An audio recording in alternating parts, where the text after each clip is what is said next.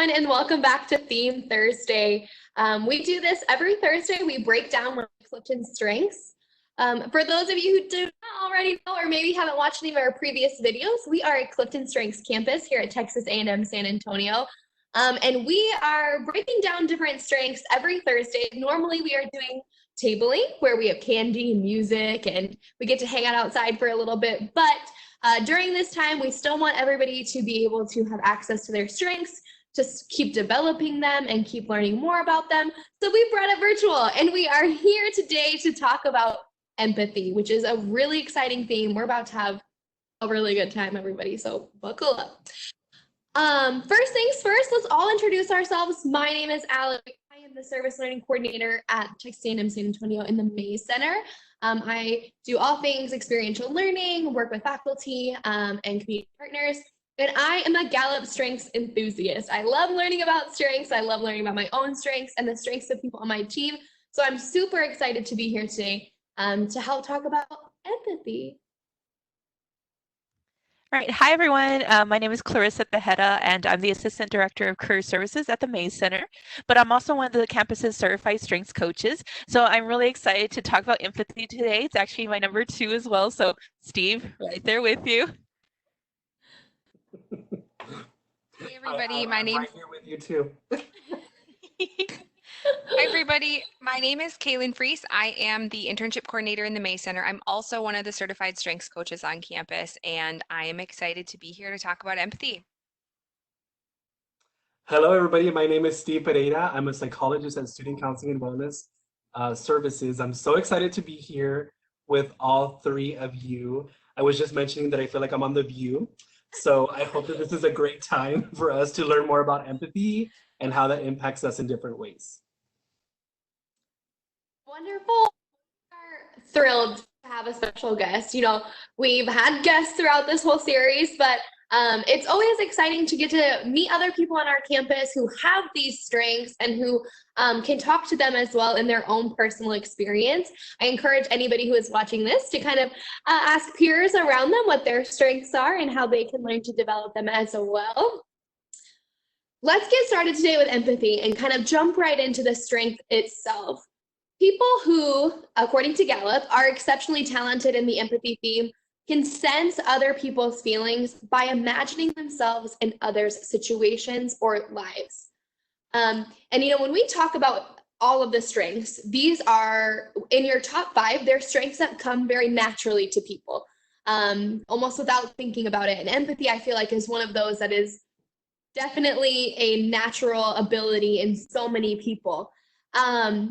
But I mean, as far as what empathy means to an individual person, Steve, I really just want to hear from you what it means to you, what it really means to you. You know, that's a really good question. And I was thinking about it as you were talking about it or asking the question, what does empathy mean to me? I was reflecting back on like how initially I didn't even know what that word meant. Instead, I know that I've always felt like some type of connection or understanding or walking within somebody else's shoes to know exactly what they're feeling, what they're experiencing, and what they're going through. So if I can provide like a cultural perspective of how empathy is, I guess, enacted in my sense of personality, in way of being, and in my work, I can recall growing up in a family, in a Mexican-American family, where we were always very attuned to each other's emotions, our needs, and it was always like a sense of family and community, right? And so I think for me being a person of color, being a Latino, I never really realized like how attuned or how, I guess, connected I was with understanding how each family member needed something different, whether it'll be a hug or a kiss or a moment to laugh, right? Or a difficult experience where somebody just wanted me to understand them, right? And to join them in their pain. I was also thinking about a sense of community, how en la unión está la fuerza, which means in unity there is strength, right? You take the moment to walk within their shoes, to understand what they're going through. And I just felt like I always had a feeling of what that was, but I never knew exactly how to label it until I became a counselor. I was like, wow, like this means empathy. And I think cross-culturally, this happens in so many different circles and communities and families where we practice this often, but sometimes we don't realize that we're doing it, right? And so when I think of empathy, I also think of it as like, I get you. I know what you're going through. I'm with you, so I know what you mean. So I feel like it's that connection, it's that walking within your shoes.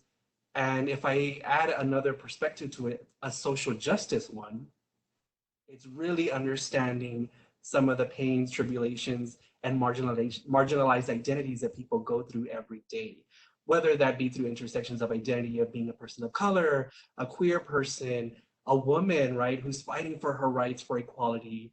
I think of groups of people who are marching together to provide a sense of unity and care for each other. I think those are all different ways that empathy manifests itself in our lives differently, but ultimately allows us to feel like we're one and we understand each other. Yeah, absolutely. I appreciate all of that. That is kind of spot on to where we want this conversation to be headed. And it's very interesting. I was listening to a Gallup conversation and they were saying how empathy is like a very mystical kind of like, oh, I'm empathetic, but in reality, all the strengths are kind of mystical when you think about them. You're like, what? That's a natural ability that you have. That seems absurd to me, who might not have it very high or might not have that natural talent built in to the way I was raised or to the way that I see the world around me. And especially in the May Center and in the community, civic engagement world, into our experiential learning world, we love the idea of community. We are, even this theme Thursday, this is a way to build community with our students and with our staff and faculty. So I really appreciate that perspective of empathy is so many other things than just like, oh, like I can feel people's emotions, or, oh, I really can see, when somebody's upset. Other strengths as well. They were talking individualization can also kind of read people individually or kind of, but empathy is this natural ability to see the room, to see the group of people, to really feel what they're feeling in such a powerful way. So I love the way that you've broken that down for us. And I would love to also hear from Clarissa. I know there are several people in our office who have empathy pretty high, but I'd love to hear from you too, what empathy means to you and for your own strengths and what they look like. So I really see empathy as my superpower, to be honest. It's one of those things that I think when my husband first heard it, he's like, "Oh yeah, I can see you," because I am the one that I literally feel what everybody else is feeling. But it's coming into a place where I want to understand you. I love how Steve is like, I'm there with you. I do not feel sorry. I want to empower you, right? I just understand where you're coming from. It's that we get that barrier label, the bleeding heart, that I'm sure Kaylin will mention, because that was my first impression when I first read it. But I'm like, I love the fact that if I walk into the room, I already have a feeling, okay, what is this? What is going on? Because then I want to squash it really quick. I want to bring us together. Also, it really allows me to build some really meaningful relationships. It's one of those things. I am very much a community builder. I love being with people. I have my tribe, right? And there's a reason why this actual strength lives in relationship. They're good at finding that sense of like, hey, what's going on together? I hear you. I feel you. Let's get to it. So I love my empathy. There's some days that it is a challenge, and I'm waiting for that question to actually talk about that. But I really do see it allowing me to be a change maker, very much so.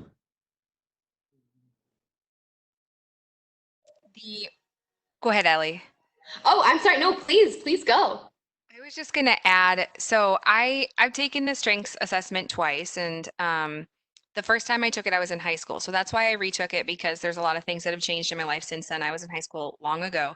And so when I did have empathy, I agree that when I first got it, I was like, what? I don't feel sorry for people, or, like it just didn't quite click with me. Like, no, that's not who I am.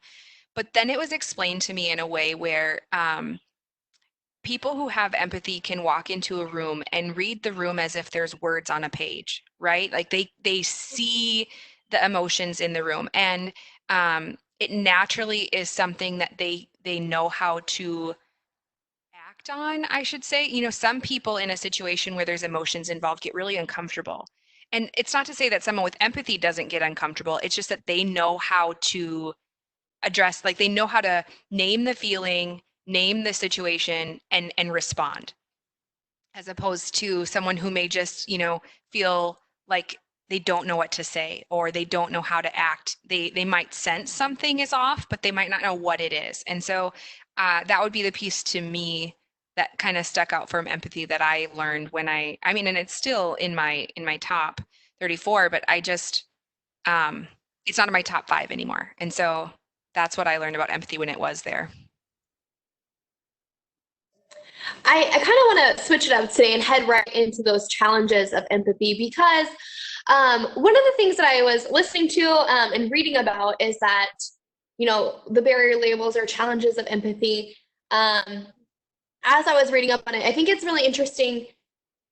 I don't have empathy very high. I don't even know where it's at on the list. I'll be honest. It's clearly not high for me to remember.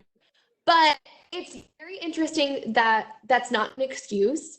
Being, not have empathy does not mean I'm cruel or that I don't, have a mind to sense other people's emotions. I think that's where my individualization comes in a little bit.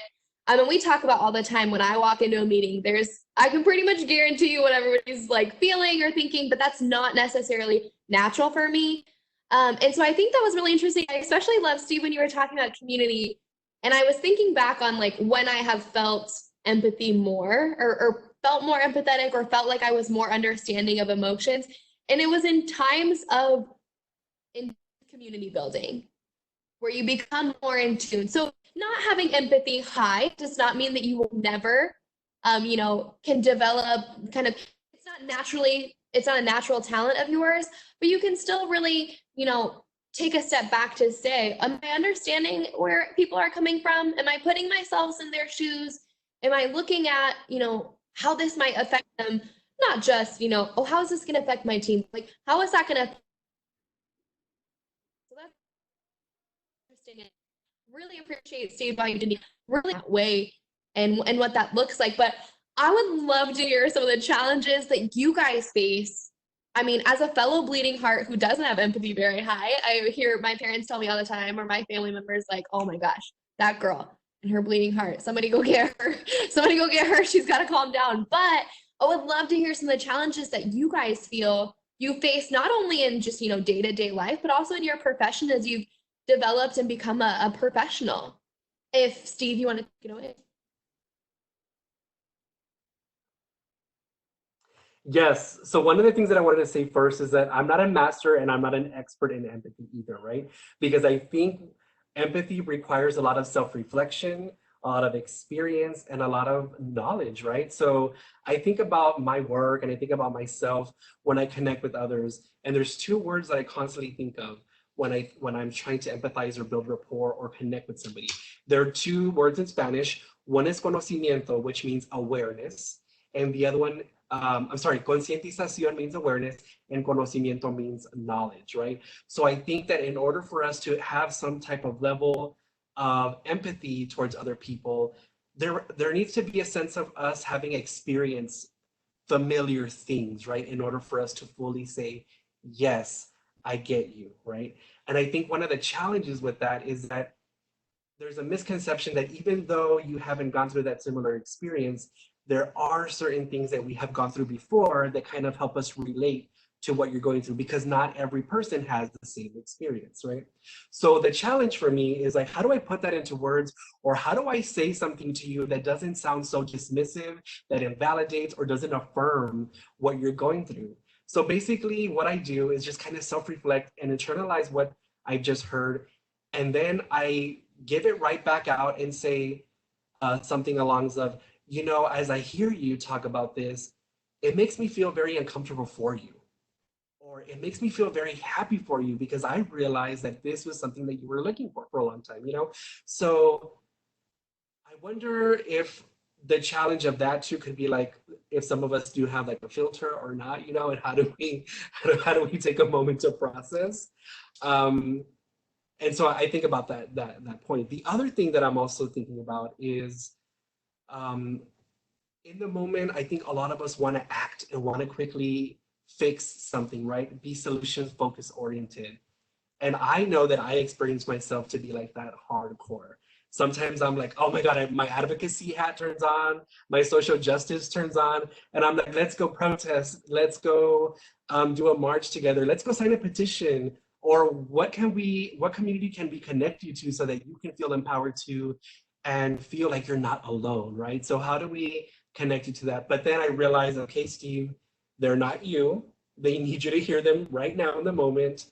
And how can you best support them by the words that you can offer and the actions and the nonverbals that you can provide? So I feel like that is some of the challenges that I feel come along with empathy. Yeah, and I love that. I think Clarissa kind of hit it a little bit earlier too. Not necessarily feeling overtly sympathetic or overtly, oh my gosh, like I can't understand how we could ever move past this, but it's really just taking that step to say, okay, I want to empower you. I want you to feel like you're being heard. I want you to recognize your own emotions. I think that's a challenge for some of us who are not equipped to necessarily recognize our own emotions sometimes, is that's part of that self-reflection and encouraging, oh, I'm sensing or I'm feeling or I'm hearing that you are struggling in this or that you are feeling this way or that you're excited and I want to celebrate right alongside you. But also that self-reflection of understanding how you're feeling and encouraging that in others. I also really appreciate that you touched on those who have empathy are more often or more likely to be advocates.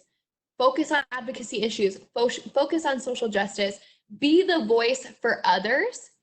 And that is a really powerful position, a powerful strength to have. But I think that could also be sometimes that you're the voice for a lot of people, is that you are the advocate for change, and that you probably feel a lot of responsibility in that way and feel a lot of, especially when we're talking in our professional roles.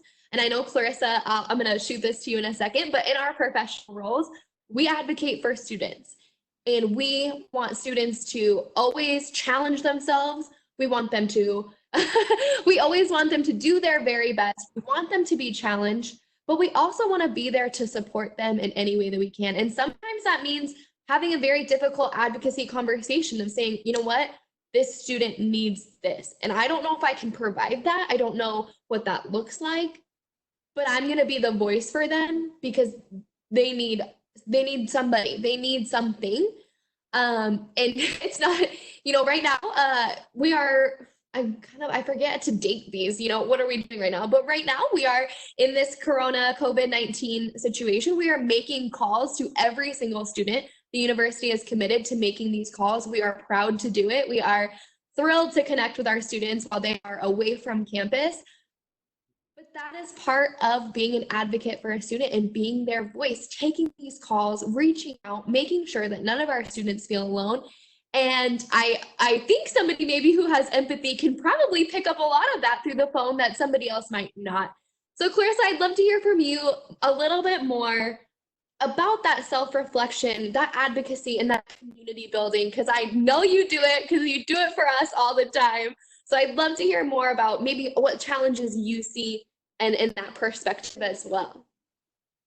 So I will say probably one of the biggest challenges of being an empath right now is the balance of self-care. It's one of those things, I think, right when we dived into this whole COVID unknown, my first thought was feeling it for students. And week one was really difficult. Again, every time I talk to a student, automatically I'm there with them and I feel what they feel. So kind of finding that balance to say, kind of after our discussion, I have to take time and I at least just take a walk, especially if it was one of those really deep conversations where I could tell they're very nervous right now, or again, if they're worried about their family, or if I'm having to do an actual referral over, um, it's hard sometimes to check myself to make sure I'm taking care of me and my empath to get to that next case and to make sure I can be that fully in the moment for that next student. So I think the biggest challenge again, it has been the self-care, that balancing right now, because I think this is one that we're really on a front line of supporting students at this very moment. So I think we're all in that emotional state, even if we don't have empathy really high, we're naturally feeling it as humans, right? So that's been the biggest thing for me, even for my team.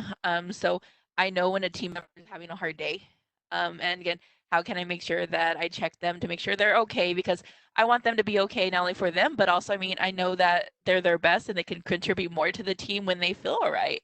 But then again, making sure I'm okay so I can contribute back to others. That balance. I know, Steve, have you been feeling that too? Okay. Oh yeah, definitely. I think I resonated with you when you said that when we made this quick transition, my quick immediate response was like the students, how are they gonna be able to do this, right? And how I am not easily available because I'm not on campus to support them if they need something right away, you know? But luckily, you know, we have all this transition, this technology to be able to support them. But I still keep in mind, right, that face to face, that physical connectedness is also a missing component to empathy, right? I think Ali said it perfectly, right? Some of us do have that potential to connect with somebody over the phone and quickly build that empathy. But I think some all of individuals are different, right? And I think if we think about different communities, a lot of us are connected through like a hug, right? Or like a pat on the back, how I understand how you're feeling. And so we might be missing that, right? Think of some of the students who might need that sense of touch to be able to say, wow, like you really get what I'm going through. Yeah, absolutely. I think, while we are in this time period and every theme Thursday, we've said it already, we are, keeping positive. We are reminding students and reminding ourselves, like Clarissa said, um, we are here to serve students 100%, but we've also had to serve our teams a lot differently. And we've all experienced this differently. You know, it's interesting as we are home with our families or we are home alone. We have a lot of, coworkers, students, faculty, staff who are alone at this time period and checking in on them. I really appreciate the new commercial that's been coming out about Microsoft Teams and how it's like connecting everybody because I see it every day with our team. That's how we've been staying connected and reaching out to one another and, good or bad, checking in on those messages saying, this is what happened today, or this is what's going on, or this is where I'm at right now. I think that's a really interesting and powerful way to say we are struggling to connect, whether you are great in person or great on the phone, or you miss that physical attention, or maybe you miss just being in a room of people. I mean, I like to be in a room with people. I mean, I don't know. I don't really want to say that about myself because then somebody's going to invite me somewhere and I'll be like, oh, I don't want to go. But I think that's interesting is that some people really thrive in those environments, and this can be a whole new challenge. And especially for our students who are feeling, have a lot of empathy or are empathetic or things like that. The weight of the world is a lot of pressure. And when you feel maybe the same emotion of your family or things like that, it's very interesting. We talk about how some strengths can really, positivity can really change the atmosphere of a room. Woo, we can change the atmosphere of a room. I think for empathy, it's a little bit of a challenge to be the change when you're feeling so much of it. So that's really interesting. Kaylin, could you tell us about the barrier label of somebody who has empath or empathy? I apologize. So Clarissa already mentioned it, it's bleeding heart, but one thing that I do want to mention on the card, it also says that people who are exceptionally talented in empathy, they hate it when things block or limit emotional expression. And I think that could be another challenge is when there's not a space for emotions to exist, then I feel like they carry all that around. I don't know if you guys can agree, Clarissa and Steve, do you guys feel that? Yeah, I think especially in the remote environment, I think week one we were so work focused, right? And I missed just that check-in of, hey, how are you as a person? So that's like the work environments I thrive under, where I want to build a team that I'm connected with emotionally, because I know we can really do some wonderful things together. So I think in this virtual environment, I've been trying to be more intentional with those interactions because I know that's something I need, but also it's something that the team needs because a lot of us are relationship based. So yeah, that big one. I think I definitely felt it when I'm in like big group settings and there's maybe difficult conversations going on. And so you hear one person say something and then another person says something. And then I experience myself to hold what they said, but I'm also holding what you said. And then I hold what you say over here. And then it becomes so overwhelming that I'm like, can we ask like how you're feeling about that? You know, we haven't had a chance to hear you really say how you're feeling. And then I experience myself to kind of be like, you know, getting into a little ball of like not knowing how to like advocate when in reality I want to be able to say, hey, let's talk about this out loud, right? Because it's important for us to hear each other. Because if we don't hear each other, then we're not able to process like how we're feeling and how we can empathize with each other. The only thing that we're noticing are the nonverbals that are happening, right? But what can you really do with that? I think the voice is really important. And it allows for that connection or that build rapport so that you can finally say, oh, I get it. I know what you're talking about.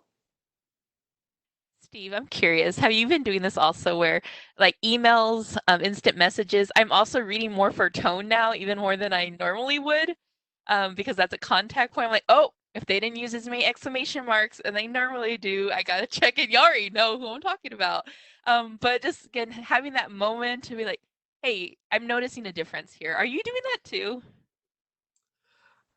You know, I don't think thanks for putting that on my radar, Clarissa, because I'm not really sure if I noticed. So I wonder Sorry. if I'm going to be noticing now. Um, I know that I tried to be really short in my responses with no like with no like periods or exclamation points or things like that, just because I don't know how somebody else might be like feeling right now or going through. So I just, you know, short and simple. But one thing that I do want to say, because I do know that like empathy also impacts personal relationships, romantic relationships too, right? Exclamation points, little emojis, little periods here and there, like that also kind of like gives mixed signals or like makes people look into things a little bit too much. You know, just kind of just be aware of it that it's there. But I think always kind of like taking a step back to self-reflect. Okay, what does this really mean? You know, like does that mean really this or really that? You know, so I'm just, but yes, I agree with you. I think I'm glad that you are bringing it to my concientización, my awareness, so that I can integrate that into how I also interact with others. Like I'm noticing, I guess, if someone's changed their writing style, and I'm like, hey, they're not as, um, again, if they're getting straight to the point, I know this person's big on just making that small talk, kind of checking in on people. And if they're not doing that, I'm like, hey, just want to see how you're doing. And then sure enough, when I touch base, like, I'm just having a hard day. I'm sorry. So even that, I'm noticing, I'm reading more into. I'm like, hey, so what's going on? And I'm making sure to touch base with those people if I can. I think that's so interesting because y'all know if I start sending text messages with nothing but periods in it, we have an issue. Like everybody already knows that about me. Like if there's not, any sort if first of all, if I'm using correct grammar in the first place, we're gonna have an issue because I'm seriously considering every single thing that I'm writing down. Um, but I think that is so crucial right now to remember, Clarissa, and thanks again for bringing it to everyone's attention. But I also really wanted to speak to, I love, Steve, when you said, the room, I think in the professional settings, sometimes, we're getting information disseminated like, hey, I need to give you this update and this update and this update and this update, especially in a time like this where these updates are not always positive. I think it's so important. And I was actually listening to a Clifton Strengths season 4, I think, conversation about learning about empathy. And they were talking about how sometimes it's difficult for leaders or leadership who not have empathy very high to remember to speak out, to say, okay, I've given you all these updates, or one by one, all right, here's the update. What is everybody feeling? Not just like, did you hear me? But how are you feeling? What can I do in this time? And it's not always easy, especially when we have, updates coming daily, different things coming from all over the world right now, updates. It's not always easy to check in, but I think that is such a valuable perspective and reminder to all of us to be advocates for our team, be advocates for our individuals. And even when we're talking about, ignore everything with COVID and when we're back to, being on campus and things, as students are working in groups, to say, okay, here's where we're at with the project. How's everybody feeling? Okay, here's where we're at in the semester, faculty checking in. Here's where we're at in the semester. How are you feeling about where you're at or what needs to be done? And it's interesting in our society and in our world, we don't often encourage those sentiments or emotional responses. But as we kind of learn and grow, that anybody who is watching this right now, is now an advocate to say, how's everybody feeling? How are you handling? What can I do for you? And that's part of understanding. And you've talked so many times about self-reflection, but also just self-awareness, saying, okay, I've heard this, I understand this concept. You know what? It's maybe my role in the group to say, maybe I don't have to be very high, but it's still my role to say, I just want to check in with everybody. How's everybody feeling? What's kind of on everybody's mind? What's the first thing that pops in your mind after this update that's probably not great? And being advocates in our own ways. But I guess kind of, this is a lot. I really love this theme because there's so much to unpack about it. And there's so much is both natural and unnatural to others. But I'm curious on examples of where empathy has helped you as a professional or maybe as a student. I'd love to hear more about that, Steve, if you want to kind of give us some examples. Yeah, well, I would say that being a psychologist or a counselor, empathy is probably one of the top of the top things and skills that we must be able to provide for our students. Even interpersonal relationships that we build with people on different days or different times. So empathy, in counseling, I think is a tool that has helped me really understand how I can best serve the needs of my students, right? When I think about that, I think about their intersections of identity and their cultural background, their current path, or a search of a meaningful purpose in life. I'm an existentialist, so I feel like being able to understand your ultimate concerns and how they impact you, or how can you reframe and rediscover what is going on for you in the here and now, right? Not in the future and not in the past. So when we think about empathy, I feel like it's the same thing, right? How am I understanding you in the here and now moment? How am I walking with you in the current presented concern that you're having today, So with that, I explore, like, how does being a Christian, a lesbian, female identified impact the way you are navigating your current identity as a student in academia, right? Or if I'm working with a Latino male who's currently trying to figure out what the next steps are in life, but isn't sure how to maybe go seek services at the Career Services Center, or how can they get involved with civic engagement, right? And so being able to really think about, like, okay, so what are some of the barriers that are impacting you? What strengths do you have currently that can help you build that self-efficacy towards self-advocacy? So I think about all those components that come together. And this is why empathy becomes so complex, but it could also be really easy as long as you know that you're taking into consideration the holistic perspective of the individual. And I always say, when you look at an individual or a person's presenting concerns through different parts, you're never going to get the puzzle complete because you're doing it piece by piece. Instead, let's look at all the environmental factors. Let's look at all your strengths. Let's look at all your goals. And how can we work together? How can I walk with you to help you accomplish those? That's so beautiful. We're so grateful. We think everybody at A&M San Antonio is amazing, capital AMYS, but it's just so exciting and so rewarding. I've spoken to several people in this last couple of weeks, executive directors, coordinators, all over the realm. And one of the biggest things that everybody says is that it's the most rewarding part of their job is a student, is making a difference in a student's life, is making it's so little sometimes, I think sometimes we get kind of over, we're like, listen, I'm not making a difference in anybody's lives right now. I'm just trying to get through. But it really is powerful to know. And I hope every student watching this knows that there are so many people on campus every day who wake up and come to campus to serve them in whatever way they might need. We're not at campus right now, but we wake up and we log in and we are ready to serve our students in any way that we can. I think it's interesting that you said you were talking about like kind of statistically what empathy is, and I will tell you what it is. Statistically, it's 18% for the Clifton Strengths kind of larger scale. It's the seventh most frequent strength, which I find fascinating because I don't know if I know many people who I feel like, oh yeah, they like really are in tune to others' emotions. So I find that fascinating that is so high up there. That's pretty common in the Clifton Strengths world. But also, Clarissa, I know empathy's helped. Your empathy has helped me a lot. But do you think it's helped with, in that career development world or in that professional development, not just, I think career development and professional development is kind of personal development in a lot of ways.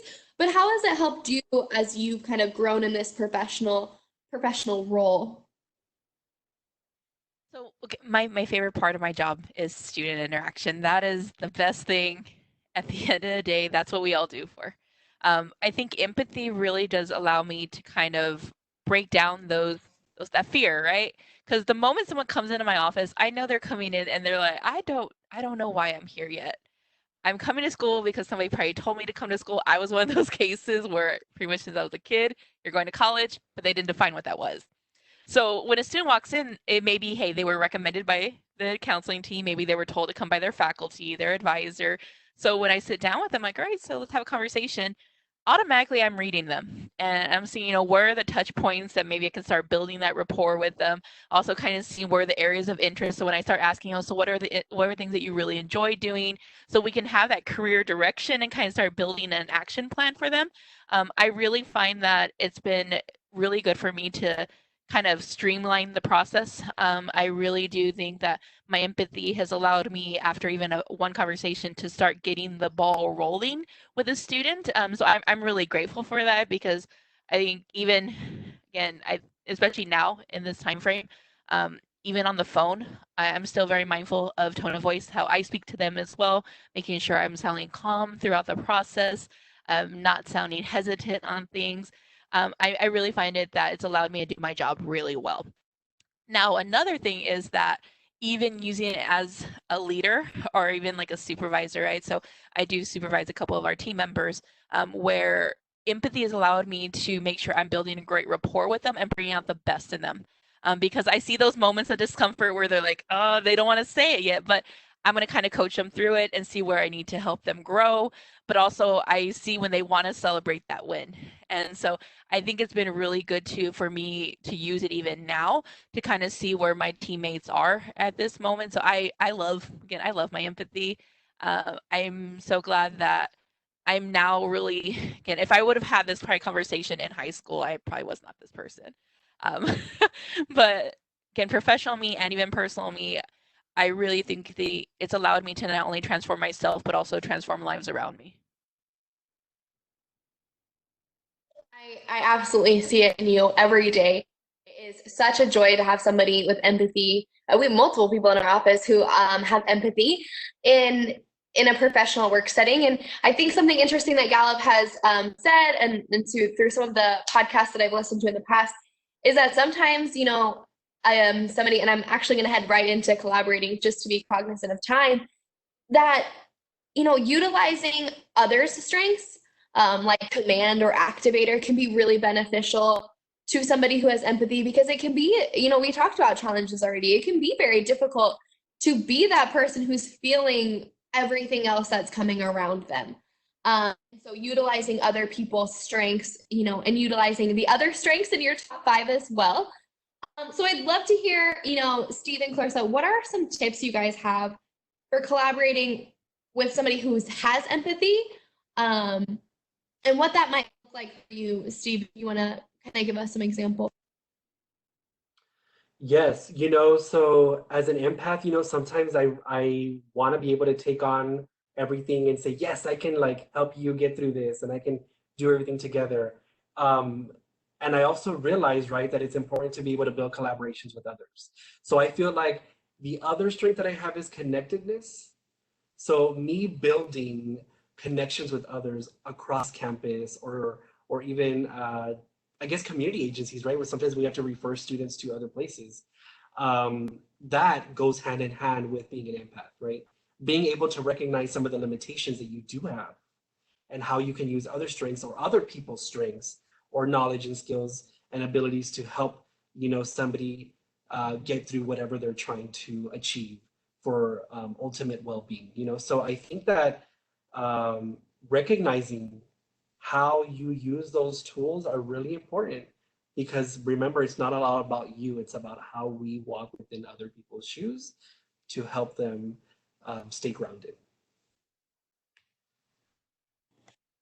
Absolutely. I love that. I think that's sometimes a hard reality for some to kind of take that step, especially when you are thinking, I really want an A on this project and I need this to happen to get it done. It can be very tunnel vision sometimes. So when we do have somebody who maybe is empathetic or when you're collaborating with a team to understand those strengths, saying, you know what, I better check in with that person and see if I'm really, making sure that my team is being well heard, making sure that I am being a positive influence, a positive person in my team. Because again, that forms relationships, and those relationships are so valuable for our students, not just now as they are kind of working through their education, but in the future, everybody that you meet has potential to be more to you. So you want to keep those relationships healthy, and like you said, that holistic idea of this is where I am, this is where I want to be, and this is how I understand the people around me, and self-reflect on my own actions and my own words to make sure that I am checking in. Clarissa, what are some of your tips? Purely selfish, because I get to collaborate with you all the time. What are some of your tips that you can give for somebody who wants to collaborate? Well, for one, I mean, even just asking someone who's high in empathy, how are you? How's this making you feel?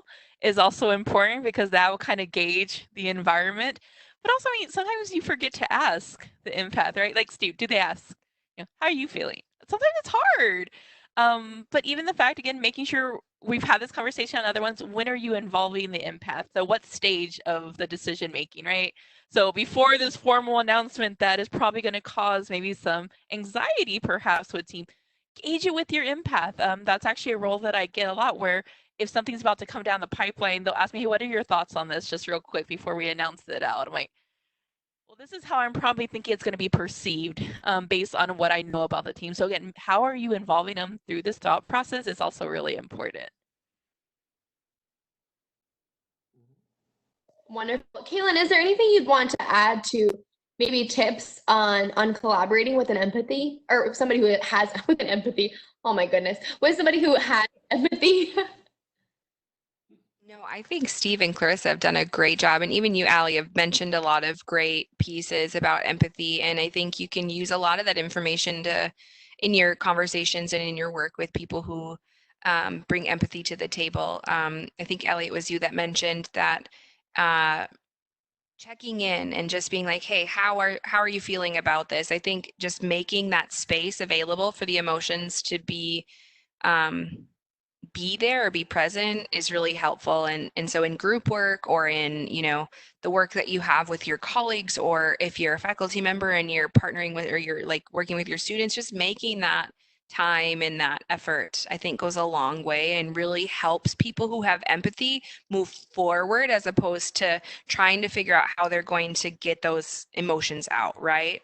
So I think you guys have all done a great job in explaining it, and I don't really have a lot more to add. So you guys are awesome. This honestly, I don't play favorites, but this might be my favorite Theme Thursday yet. I think this conversation has been really eye-opening, especially at a time like this. I know I say that all the time, but especially at a time like this, it is so important like Clarissa said, self-care is important, checking in with yourself, that self-reflection, like Steve mentioned, but checking in with everyone around you. It really is about building community, about, like Clarissa said, your own tribe, your own group of people. What were they calling it? Like your quarantine team or something like that. Checking in with who are the people who you really feel like are there to support you and there to work through this with you, and how can you help others? I think that's part of building community, but part of being human is that we crave community in very different ways. Sometimes it's, I really just want a text message once a week, checking in, or I want to go have dinner once a month together, blah, blah, blah. Or it is at a time like this, checking in daily, saying, how are you doing? What's going on? What are your plans? What are your, emotions? Where is your mind at? Where is your body at? Like, are we staying, I think one of the weird things is we've all kind of checked and I'm like, what did you guys have for lunch? Because normally we get to have lunch together. I'm like, what did you eat today? This is normally a time where we get to check in with each other. So in keeping as much normalcy and routine as possible, checking in with each other is a really, really important. And I've really appreciated both of your perspectives, and Kaylin as well, on what empathy can really do for a community, how it can really impact and advocate and be a voice, especially at a time like this when I feel like we need it more and more every day. So I thank you both for that perspective. If you are interested in learning more about your strengths, or if you haven't taken your strengths assessment yet, that's okay. We have Strengths 101 and Strengths 201. They are coming out, and you can learn more about them at tamusa.edu/jaguarstrength. No S at the end, in case you're wondering. I messed that up and couldn't find it. But if you want to learn more, or you want to make an appointment with one of our coaches, Kaylin and Clarissa are both coaches, but there are several other coaches across campus who have time and availability for Skype calls, to look over your strengths, learn more about how they work together. Like we said, everybody has different top fives. And they interact differently with each other, and they interact differently with where you're at in your life, and as what classes and things you're taking. So take some time. I think you have some right now to schedule an interview or to schedule a Skype call, have a conversation with a coach, and learn more about your strengths. And as always, myself, Clarissa, and Kaylin, we are part of the May Center team for experiential learning and community engagement. Woot woot. And we are here for you. Just like most of our offices, Steve can say this as well, we are still open, we are still here, we are still taking calls, and we want to hear from you. We want to make sure that you are being heard and that you are still utilizing, resume building during this time, job searching during this time. What are your internships looking like? What are virtual opportunities we might have for you? Or Steve saying like, hey, I need to talk about this, or I need to work through this. Making sure you can always go to tamusa.edu and find all the resources there. There is a COVID-19 response page as well for any students who are feeling like they maybe need to get some more information. But you can also always reach us at all of our social medias, because there is a hefty handful of them. It's Facebook, LinkedIn, and Twitter. We are on all of those things all the time. You can find this video, and all the other videos will be on YouTube as well in a playlist called Themed Thursday. And as always, we hope that you guys are staying safe. We hope that you guys are, really taking this time to work on yourselves, work on your communities, work on your families, but also just take care of yourselves. Stay home, stay healthy, stay safe. And we will see you guys very, very, very soon. We can't wait.